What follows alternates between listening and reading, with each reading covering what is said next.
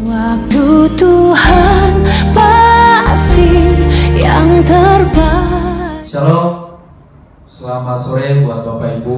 Saya sapa Bapak Ibu pada sore hari ini dalam kasih Tuhan Yesus Kristus dengan menyampaikan pesan buat kita semua tentang perjamuan kudus yang biasanya kita harus terima di gereja lewat ibadah minggu pertama dan ibadah Jumat Agung maupun di ibadah kebangkitan Kristus yang akan dilaksanakan pada hari Minggu.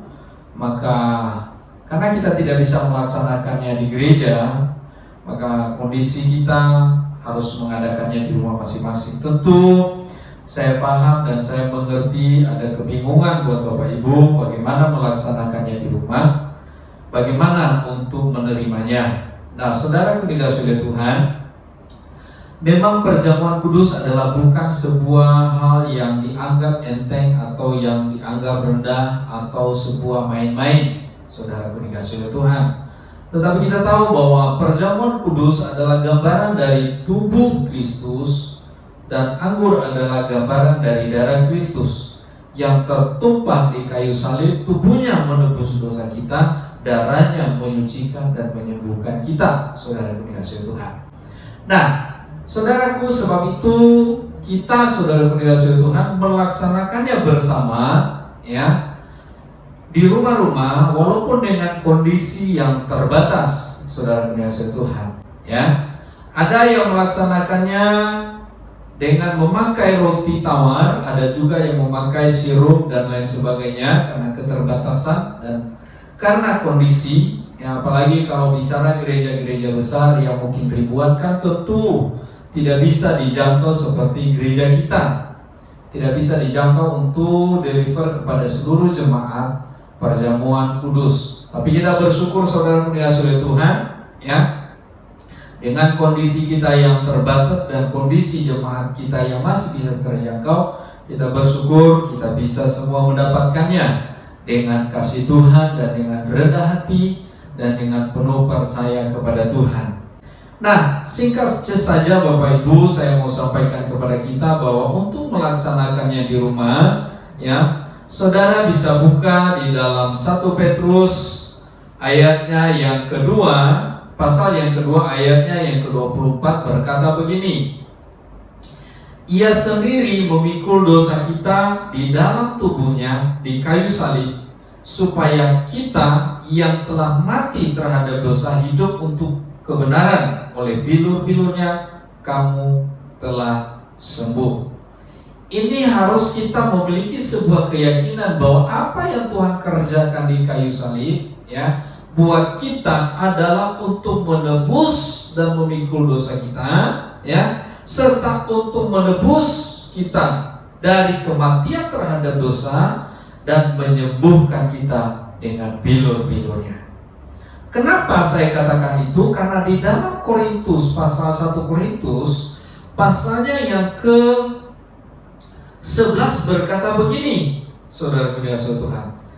1 Korintus pasalnya yang ke-11 ayatnya yang ke-27 dan selanjutnya berkata begini: Jadi barang siapa dengan cara tidak layak makan roti atau minum cawan Tuhan, ia berdosa terhadap tubuh dan darah Tuhan. Ayat 28. Karena itu hendaklah tiap-tiap orang menguji dirinya sendiri, dan baru sesudah itu ia makan roti dan minum dari cawan itu. Ayat 29. Karena barang siapa makan dan minum tanpa mengakui tubuh Tuhan, ia mendatangkan hukuman atasnya. Artinya, saudara dikasihi Tuhan, kita pastikan diri kita, ya, bahwa kita percaya sungguh-sungguh akan tubuh Tuhan, dan kita percaya sungguh-sungguh akan darah Tuhan yang telah tercurah di atas kayu salib untuk menebus dosa kita, untuk menyucikan kita, untuk menyembuhkan setiap penyakit kita.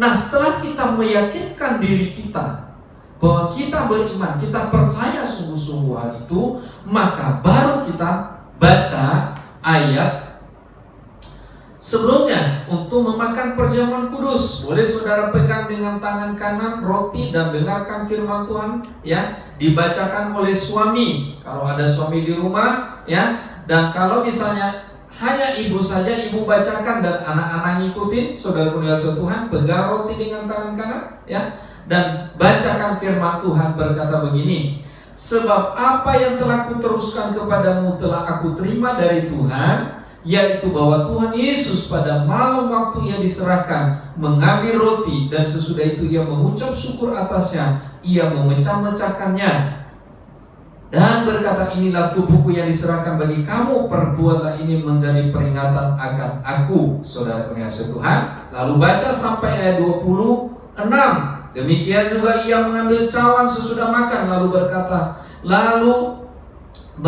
cawan ini adalah perjanjian baru yang dimeteraikan oleh darahku. Perbuatlah ini setiap kali kamu meminumnya dan menjadi peringatan akan aku. Sebab setiap kali kamu makan roti dan minum cawan ini, kamu memberitakan kematian Tuhan sampai ia datang. Lalu, ya, yang memimpin berdoa dalam nama Tuhan Yesus, kami terima perjamuan kudus yang gambaran tubuh dan darah Kristus. Kami beriman menebus dosa kami, menyembuhkan penyakit kami, bahkan menguduskan kami. Dalam nama Tuhan Yesus kami terima. Haleluya. Amin.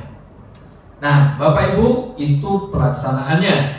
Jadi cara untuk melaksanakan perjamuan kudus tadi, dengarkan kembali firman Tuhan yang telah saya sampaikan tadi, dan bacakan ayat firman Tuhan, lalu saudara berdoa, ya, Bang, terima perjamuan kudus. Tentunya dilakukan ini setelah kita ibadah dan mendengarkan firman Tuhan yang disampaikan lewat online buat Bapak Ibu semuanya. Terima kasih, Tuhan memberkati kita semua. Tetap semangat dan tetap kuat di dalam Kristus. Tuhan berkati.